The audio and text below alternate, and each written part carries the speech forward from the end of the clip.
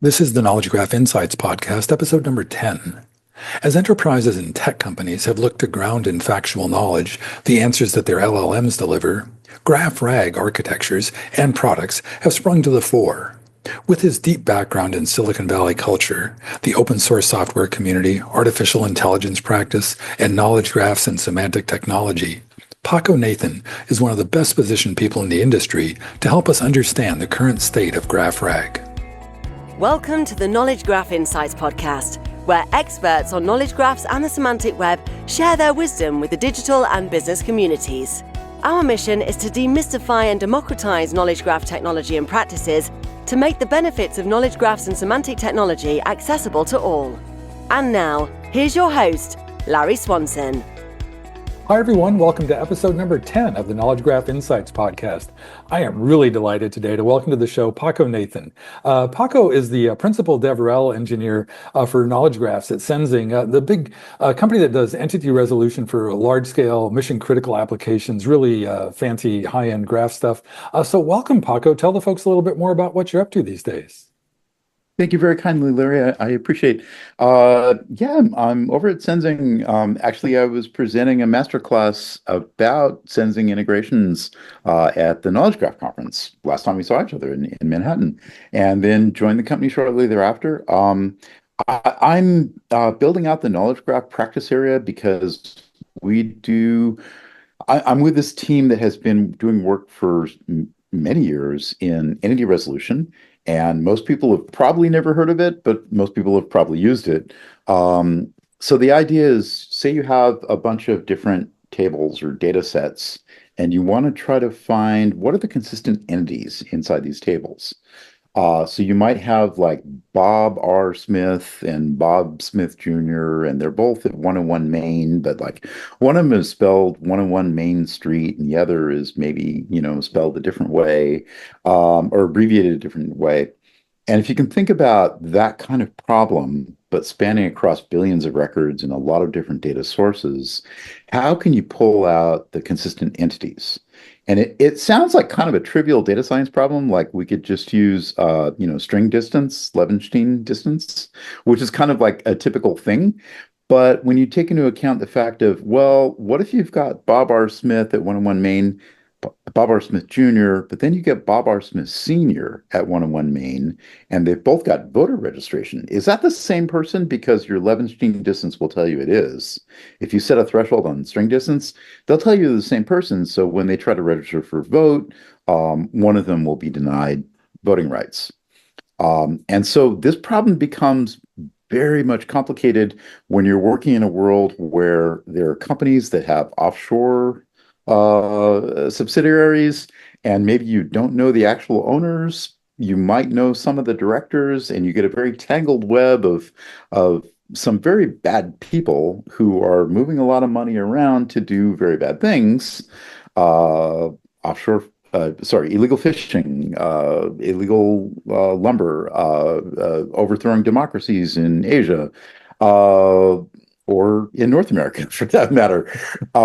Basically, when you get the problem of trying to understand who's who and what's what, and a lot of different people or companies or ships that might have a registry somewhere, but you don't know exactly in a given business context who they are, how can you triangulate on them?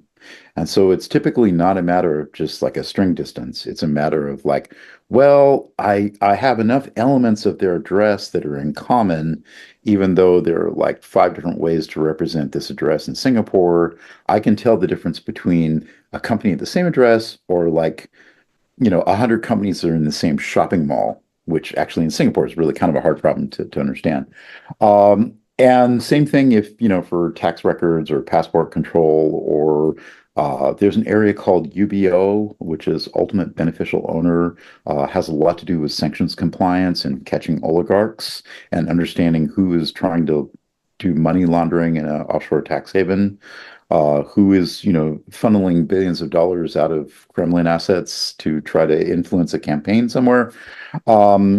These are the kind of problems we work with. And so the long and short is that these are if you look at like any episode of Homeland or The Wire or NCIS, any crime drama, inevitably the protagonist goes up to a wall and they've got pincushion, they've got all these clippings and photos and notes, and they take yarn and draw a graph between them. And the thing is, the people who do that real work in, if you're in the US, you're talking about three-letter agencies. If you're in the UK, you're talking about four-letter agencies. But the people who really do that work 24/7, they actually use knowledge graphs. They use collaborative knowledge graph tools like Aptitude Global, Siren, GraphAware, Linkurious, Esri, ArcGIS Knowledge, Kineviz. There's a bunch of different tools that allow people to collaborate on building knowledge graphs to catch bad guys. And in finance, we have acronyms like AML, anti-money laundering, or UBO, ultimate beneficial owner, or PEP, politically exposed persons. All of these things have to do with the fact that somebody has committed very large-scale crimes, and governments have reacted by saying, okay, regulatory, we will not allow this to happen again. So, you end up having data sets like Life was a multi-government response to the problems of 2009 global financial crisis. And so now when companies want to engage in certain types of derivative trading, they have to have a unique identifier because you have to be able to understand who that company is in the context of a knowledge graph to be able to do due diligence. And so, yeah, that's where we work. It's a lot of knowledge graph work that doesn't see light of day because most people can't talk about it. Exactly. Yeah, no. And as you were talking about that notion of string proximity, I think is the phrase you used. Like, and that Yeah, reminds me of that old saw now about strings, not things, not strings, and right. which is sort of like the transition, not transition, but like a bridge from like not simplistic, but less contextually aware understanding of a thing versus like, no, I understand this entity. I know what this thing is. I know which ship that is. I know which oligarch this is. Right. And that's where graphs come in. One of the things, one of the many things that inspired me to reach out was I rewatched your 2021 video on graph Oh, cool. thinking, and I Yeah, think cool. that the it seems like that notion of thinking, like going from like because that sounds like a machine learning kind of thing, like the proximity of strings to each other versus like the actual entity associated with those strings, which gets into the Yeah. graph world. And then so I would love to revisit just for people who are like maybe if not new to, at least newly, more importantly, engaged in graphs, to get just kind of your overview of that graph thinking and how your thinking has evolved, because 3 years is like a long time. Um, I know. Well, and definitely, shout out to my colleague Jürgen Mueller at BASF. He and I wrote the piece about graph thinking and some other articles and presentations after. And also shout out to other friends of ours who'd actually come up with the term graph thinking. We didn't invent it, but we can give footnotes there about where this comes from. I think that probably one of the best personifications is in the real world. If you look at search and you look at that whole trajectory of going from like Alta Vista, which was a mess of keywords and like good luck, you almost had to have a graduate degree in like how to use Alta Vista to use Alta Vista. If you go from that world of strings to the current world of like U.com, Perplexity, etc., of AI tooling, not just for search, but actually for like productivity, for research and developing things. It's a transit that in the middle of this was Google saying things on strings. We have to build more structure and context into our understanding of the world, and we do this by using graphs. And of course, Google had made the big change. The big split from Alta Vista to Google search engine was the fact that they had a graph algorithm called PageRank and other kinds of graph understanding. And then from there, the next big split was they said, well, it's not just strings, we're actually identifying entities and the relations between them. And that was 2014, whatever, Knowledge Graph 12, project I at think. Anyhow, Google. yeah, but it was. 2012, yeah. Mhm. 2012. So you sort of see these like 12-year intervals of where this has been evolving into a plateau and then it reaches another. And now we're at the stage of like, well, actually we've got, large language models, we've got RAG, we've got some other elements that are coming in here, but at the end of the day, we're using graphs to organize it. Um, There is a notion of graph thinking. So if you, I'd given a talk at Pi Data Global, and it was based off of an article we'd written about this.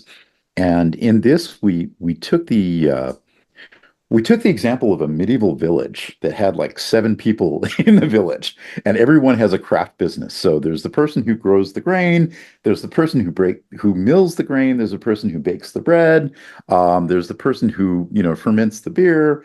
We did this like little village with like seven little businesses, and then we started looking at like the ties between them because the person who grows the grain sells it in a couple different directions. The person who grows the beer needs to have grain and water and hops and yeast. And so you get this like kind of circular economy in with like seven nodes in a small graph, you get the circular economy. And then you start to understand with graph analytics, if you actually run a centrality algorithm on that little medieval village off in the Black Forest, you realize that like one of these people has a really killer business and they're going to be central to everything and they're going to clean up. So we built out this idea of like just with a super simple data example of like seven nodes and the graph and the relations between them. How can we represent a graph to understand the economics of this village? And somebody comes along who is, I don't know, making pizza or they're making sausages, something like that. They're doing something else that hadn't been introduced. How do they fit into that graph? Like, what are the ties? How does that change the dynamics of the economics in this village? And we just use it to explore the fact of like, it's something that anybody should be able to pick up on is like there's an importance of understanding graph relations here. Um, and then we built out from that. The other part of the talk was really exploring sort of embracing complexity. And so we had used the example of something called Cynefin, which is it's a Welsh word that describes I believe it translates to habitat, but it describes about context. So if you have if you have a really simple problem and it's something that anybody can go through a minimal amount of training, here are the best practices. You get A, then you do B, and you end up with C. Entry level, order processing, something like that. If you have that kind of problem, there's a certain level of math, if you will, a certain level of understanding, and you can control the chaos, so to speak, with just some best practices. Like, I'm going to teach you how to do your job. If you have this problem, you do this thing. If you have that problem, you do that thing. Uh, and that's great for a lot of kind of problems in the world. It's relatively simple. Gosh, spreadsheets are almost overkill. You can just have a checklist. But if the business problem gets more complex, then you need to have, leadership, you need to have analysts, you have a more complicated kind of workflow where, okay, well, we can do some analytics and we can have some different tables to describe things. And this is sort of like the level of chaos that would be controlled by having a relational data warehouse. And you've got the hierarchy of business executives, but then you've got another cadre of analysts who can manipulate the relational databases and come up with answers. Here's your year-over-year yield, therefore make the following decision. You're kind of guesstimating, but you're guesstimating in a very educated way, and you're using a certain level of math to do that based on the data. But that's where, okay, you've got 1,000 spreadsheets to be able to come up with your tax reports at the end of the day. Which is unfortunately the case for like 95% of the global 2000. But that's like tabular thinking. And we can drill into that. Yeah, that's But what is I the would love problem? to I would love to just back up because that was to me that was I mean I've talked to a ton of people about this, but that transition at the foundation of this that because we've been stuck in relational databases and we talked Yeah, about this before we went yeah, on the air for like 60 yeah, years exactly. just because of some IBM propaganda back in the day. Just kidding. Yeah, But and then sort of breaking out of tables and tabular thinking and piles of spreadsheets to get to this kind of graph that and that's sort of like it seems it ties in with that Cynefin framework of exactly. yeah. Well, I mean, to kind of complete about Cynefin, So the idea was that when you get into more of a complex realm where business leaders don't actually know the answer and they can't hire analysts to come up with the answer, you have to explore the phenomenology of what's happening before you can start to put together a plan to how to respond. And increasingly in global scale business, well, increasingly in business, it's complex. It's not complicated. Your analyst wizards can't give you the answer. Instead, as a leader, you have to try to understand and discern where are we? Because if you don't, then it goes into chaos. So the idea of Cynefin was this like four different domains of like simple, complicated, complex, and chaos. And so you have the known knowns in the simple case, and you have the known unknowns in the complicated case, but then you have the unknown unknowns in the complex case. And then you don't actually know what the hell you're doing in the chaos case. You just sort of run screaming away from it. And so it's something that came out of the, I think, 1999 out of an IBM consultant who came up with this term. And oddly enough, certain high-level officials in the U.S. government were given a briefing. So there was the famous quote about unknown unknowns, and it does trace back to Cynefin framework. Um, so we were using this to try to describe that there are certain kinds of analytic tools. Like if you have a simple case of known knowns, you can give an entry-level person a checklist and just say, do the following. And I mean, that level of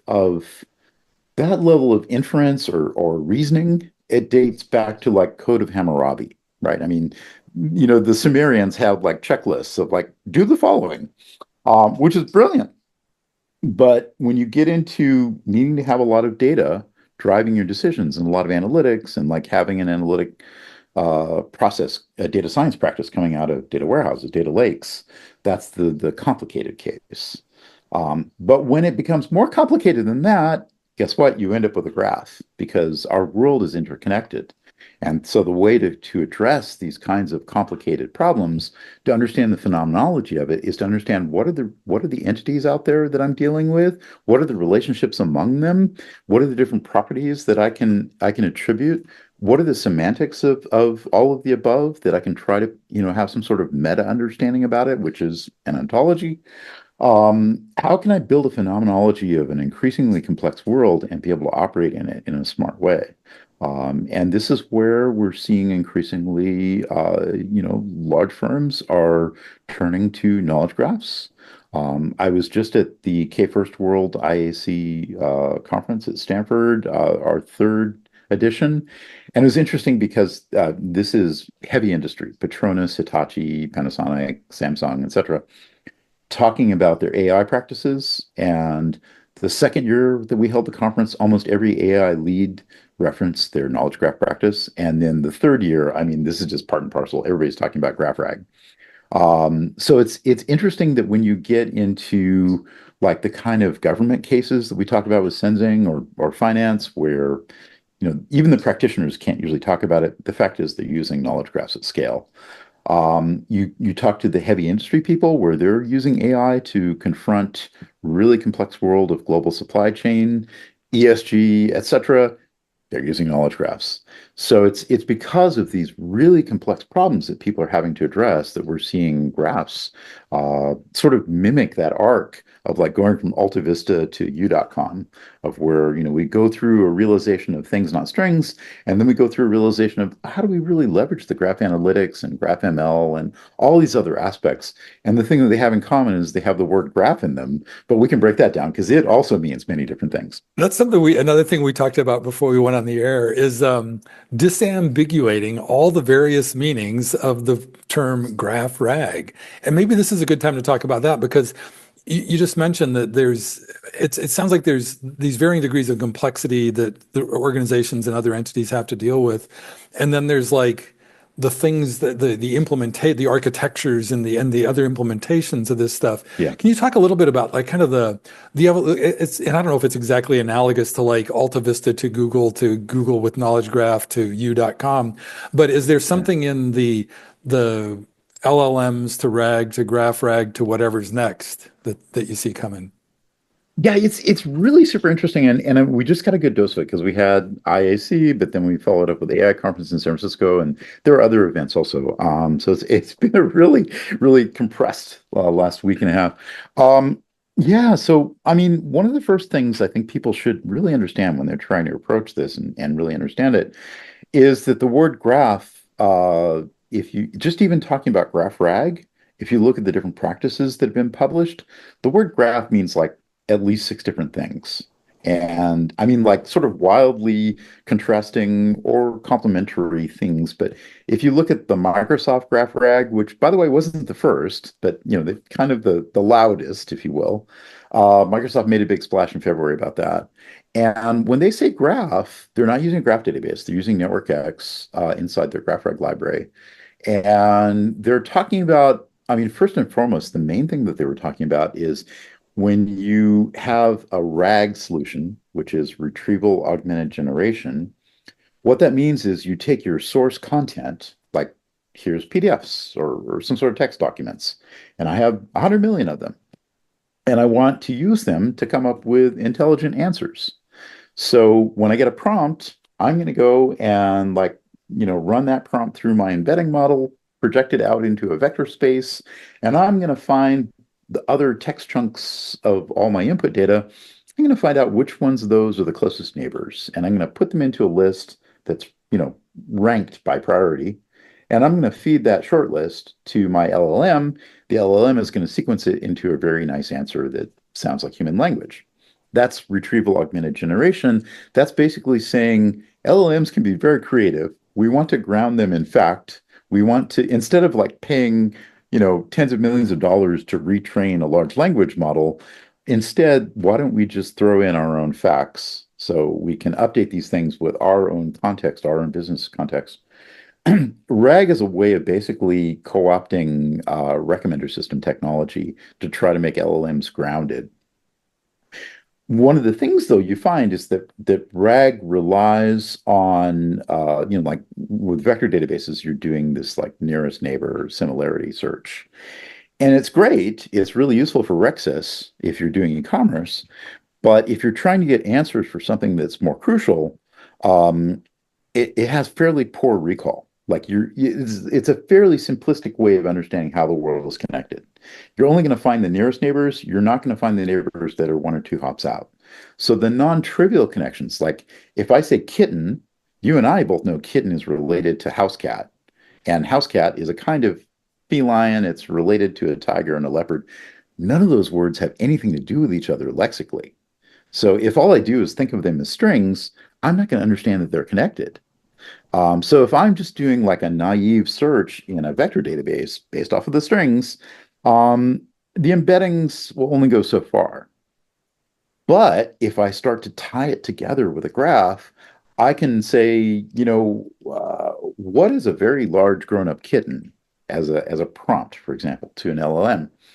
I can run that through, bring in some text chunks that are kind of relevant to the word kitten and larger, and then I can start to traverse a graph that's an overlay on them to say, well, a cat is a kind of, or sorry, a kitten is a kind of cat, and a big cat, an example of that might be a tiger or a lion or a leopard. Um, so I can come up with more intelligent answers and maybe go out and retrieve some chunks that are kind of non-trivial and put those into my priority list of chunks to feed to the LLM to produce the end answer. That's what GraphRag is in a nutshell. The trouble is the graph part of it might mean a half dozen different things. You might have a graph, like if you have a bunch of text sources and you chunk them by paragraph or whatever, 512 character, whatever, you come up with these little chunks of text and you put each chunk through an embedding model. You've got a big vector describing it. You can look at what is nearby a given chunk, what's the distance from its relative neighbors. You can construct a graph based off those distance metrics. And that's what Microsoft talks about in the GraphRag paper is like just building a graph based off of the embedding metrics, not even having the semantics. So that's one. Another one that like Neo4j talks about is like, well, what if you actually take that text and do some analysis, some NLP analysis of the actual text that's in the chunk? What if you parse that paragraph and build a lexical graph. Like, here's my parse tree of the text, the five sentences that were in that chunk. I've got a little tiny graph of it. If I parse, all the chunks of 100 million documents, I've got a pretty interesting lexical graph to tie them together. And this is very different than like the embedding kind of graph. And they're complementary. And if you use them together, they'll catch things that would have been lost if you're only using one. But you can also come in and say, well, what if I actually have more semantics in there? What if I have an ontology? I know about my world. I am RHI Magnesita. I'll shout out to a friend, Sebastian Kukla, who's leading AI at RHI Magnesita. And they do a lot of work in steel mining and steel mills. Very, very complex area. And what if I actually know the terms of art that have to be used if somebody's creating an invoice? Because steel mills, shipping things, it's kind of complicated. And, there's export controls and tariffs and on and on. What if I actually have an ontology to kind of guide the answers that should come out of my LLM? And so that's another kind of graph. So I could have a lexical graph, I could have an embedding graph, I could have an ontology that shapes this, on and on. I can also do graph neural networks to try to do node prediction. That's something Google has been working on for their use of GraphRag. And so we can build up a number of different definitions just for the word graph. Um, and there's more. I mean, you can also use an LLM to create facts out of your prompt plus your data. What are some assertions? Tie those together in a graph. And then instead of using the LLM to do reasoning, go from that graph to do reasoning. And so there are projects like, oh gosh, there's a great paper called Barack's wife Hillary, which sort of exemplifies the problems. If you lean too heavily on strings, what kind of reasoning do you get? Because Barack Obama and Hillary Clinton, of course, because of the 2016 election, Proximity, were yeah, so yeah, adjacent. So that's one where they actually used models to create a graph and then do the reasoning based off of the graph that was generated. That's another form. There's also, if you've heard of chain of prompt thinking, where you take a prompt going into an LLM and you decompose it into different parts and then use different, you know, agents or sessions in LLMs to go and solve for each part, and then you combine them together. Well, you can do that with a tree, or you can do it with a graph. And so there's a lot of graph of thoughts now too, where let's take a prompt, deconstruct it in different parts. We'll start going down the different pathways to solve each part. We'll keep track of the cost as we're going down the pathway. If we get into a dead end, we can backtrack. If we're starting to surpass our budget, we can go to a cheaper option. So graph of thoughts is yet another way of coming in and like handling the reasoning. And then I think one that I will add from the K-First World IAC at Stanford a couple weeks ago. I saw this great project from Urvashi Mitra at USC where they were taking and constructing causal graphs. And then they were looking at subgraphs to be able to optimize them in terms of causality and be able to understand counterfactuals and do all the things you would do with causal graph analysis. But then they were also doing reinforcement learning to try to optimize this over time. And the reason I'm mentioning it is because now we can get into some actual really good reasoning based on graphs that has all the evidence and attributions that you would want by virtue of being a causal graph. And we can do what if testing, and we can start to like put together a plan and run counterfactuals against it. And I mean, that is sophisticated reasoning. That is, that is kind of like the pinnacle of what, judges do when they're doing reasoning in a complex case. So I'm mentioning a lot of different things in rapid fire here, but the point is graph means a lot of different things. There's a lot of different kinds of graph technology. One that I didn't even mention was the fact that once you get this multiple graphs together with your text chunks in a RAG system, you can run graph analytics to try to understand centrality and then re-rank possible answers. So there's a breadth of different technologies that relate to graphs and knowledge graph practice, and they come from many different sources, but we can start to put them together in the context of AI applications to come up with something that's much, much smarter at the end of the day. Yeah, and so I think if I counted right, you actually mentioned eight things. Okay, good. Yeah, so Yeah. a lot of disambiguation. Do we just need adjectives, or there's more? I mean, there's a lot to that. But I guess I'd love to talk just a little bit about how all of those different conceptions of graph, can be. Are there graph rag things that use each of those, or like when we say graph rag, or how precise is that term at this point? Yeah, that's a really great question. Well, I mean, when you look at the open source tools, like if you haven't worked with GraphRag before, there's some great resources. There's actually a Discord that's all about GraphRag that like the lead committers for the different popular open source projects are on the Discord. You can ask them questions directly. Neo4j has been hosting that. I'll shout out to Andreas Kolliger who put that together. There's some great resources, but when you look at the libraries, they tend to be a little bit opinionated. Also, the libraries like LangChain, LlamaIndex, Haystack, and Microsoft are kind of like the four ones in the Python world. There's another one in Java from Spring. Um, you look at these libraries and they're evolving. There's a lot that's happened. They're not the most stable APIs, so to speak, because they're rapidly evolving. So the design patterns in them are a little iffy, and to understand, you might need some help on that, but there's some good tutorials. They tend to include everything but the kitchen sink, which I think will change over time. So the short answer to your question there is they're kind of trying to put everything in and see what sticks. If you look at the papers coming out of, say, Google in this area, they are using a plurality of methods. They're going after it more formally. And I think that, I mean, it's not public, but if you look under the hood at Google search or Bing, I imagine that seems to be what's going on. Probably also the case, excuse me, if you look at what's going on at like Anthropic and OpenAI and others, they have these really sophisticated chatbots. We mentioned about U.com, Perplexity, and others, Andy. All of these, I think, are having some different elements of graph to try to make sense of the answers that they're providing. It's interesting. So it's more, I'm just picturing like, and one of the other things we talked about before we went on the air was this pretty apt analogy to Kahneman's fast and slow thinking that like LLM world, Yeah, kind of the systems one, graph world, kind of systems two.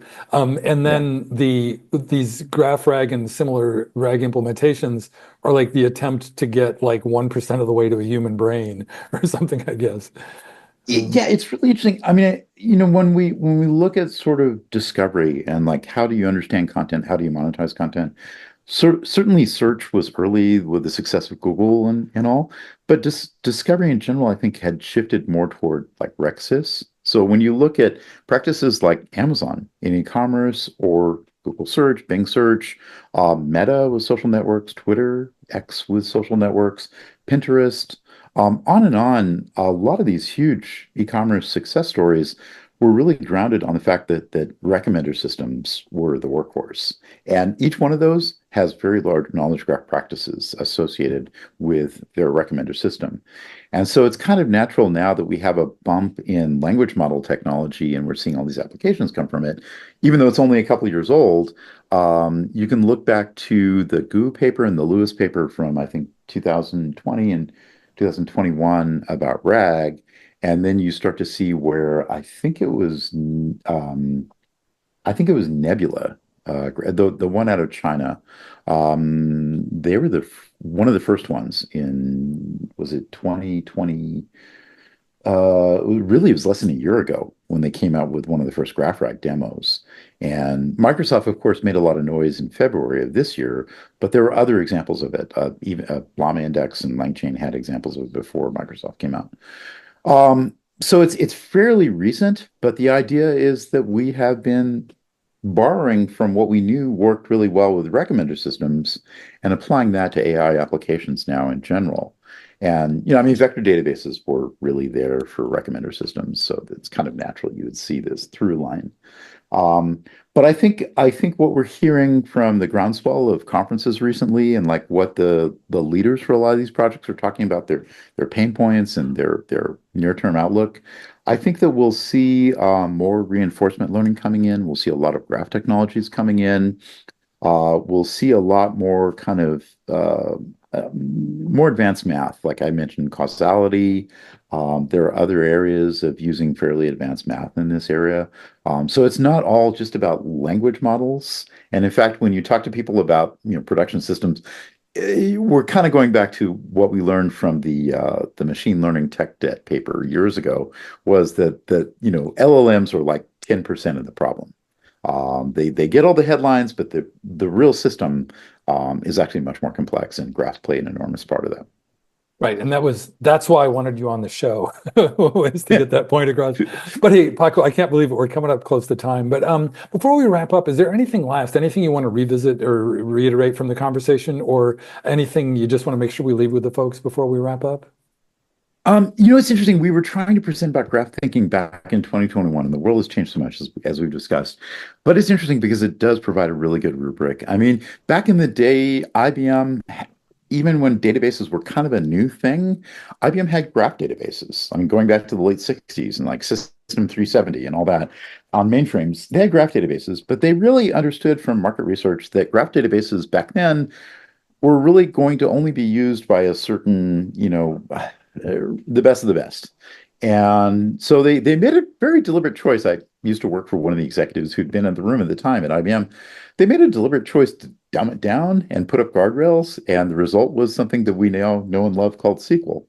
So, I mean, over the years, we've kind of been brainwashed because Microsoft wanted to expand their market share of workforce. We've been brainwashed that everything should be a table. The reality is, out in the world, yeah, tabular data is important. I work in an area of like sanctions compliance where there are watch lists, there are tables, they're very important. Your CFO's spreadsheets are very important to the IRS. But when you look at the world, there's kind of a Pareto ratio of like an 80-20 rule where there's like 20% structured data, 80% unstructured data. And I think that there's kind of a problem right now with GraphRag where the lead committers are kind of making a deliberate choice of, well, we can't do everything. What's our minimum viable product? So there's been a very conscious choice amongst the GraphRag people to say, well, let's use an LLM to just pull in some unstructured data sources, build a graph, and we'll just take care of that under the hood. You don't have to worry about it. The graph's not important. We use it as a means to an end to be able to ground the LLM using GraphRag.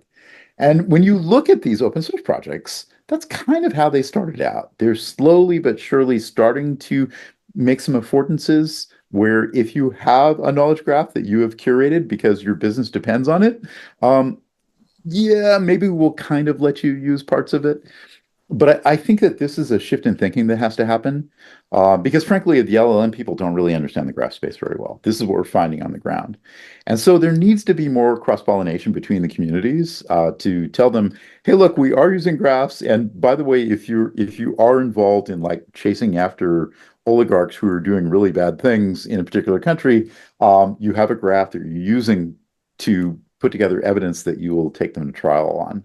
And you don't want an LLM to just like make up stuff because I'm pretty sure the judge will throw the case out of court. So we have to go from like the mission critical enterprise world, the adults in the room who use graphs 24/7 for really important things that kind of keep the world running. We have to go from like their needs to where the graph rag developers are right now. And I think what I'm seeing in industry is a lot of teams that have more mission critical needs. They're building GraphRag on their own. They go out and they use something like, I don't know, LanceDB and KuzuDB, and they throw a few things together, Olama and whatnot, and they build their own GraphRag because you can, and then you can start to kind of do the right thing. So that's kind of a snapshot of what I'm seeing right now is this transition from different camps that don't know each other trying to cross-pollinate and enterprise teams trying to do the right thing. And I'm hopeful that it will get better, but that's kind of circa Q3 of 2024. Okay, yeah, and just we'll have to timestamp this. We're talking on September 16th, just because that seems really relevant now, like when how quickly this might unfold. Well, thanks. I think this is really going to help people get oriented to because I get the feeling, I don't know, I'm not as sophisticated a consumer of this as you, but when I look at LinkedIn, I think, wow, where did all these graph rag experts come from? And I just kind of want to ground them in your personal knowledge graph about this stuff. So, yeah. It's definitely picked up. I'm glad to see how much it's picked up. I'm a little concerned though, because there's probably a 10-to-1 ratio for the number of GraphRag experts versus the number of people who've actually like worked with the library. That's kind of what I was getting at, because you wrote some of those libraries. Anyhow, hey, one very last thing, Paco. If folks want to connect with you online or follow you, what's the best way to find you? Great. I'm on LinkedIn. If you look for Paco Nathan, and my tagline is Evil Mad Scientist, you'll probably find me on LinkedIn. I have a public profile on Sessionize. We can provide it in the show notes. And my portfolio is open on Darwin AI/Paco. But yeah, no, please connect up with me on LinkedIn. We're really trying to put together more of a community. We've got some great conferences. Connected Data London will be coming up in December in London. And we're both working on that. So we hope to see you there. Knowledge Graph Conference will be coming up next May in Manhattan. And there's other communities like Graph Geeks I'm really involved with. So if you want to learn more about this space, there's a lot of great community resources. Yeah, I'll link to all that stuff in the show notes. And if you can send me, you mentioned a couple papers. I'll send you a note afterwards and try to get it. But anyhow, well, thank you so much, Paco. Always fun to talk. Thank you, Larry. I really appreciate it. For show notes and to sign up for our newsletter, visit our website at knowledgegraphinsights.com. And please rate and review us on your favorite podcast platform. Thank you for listening.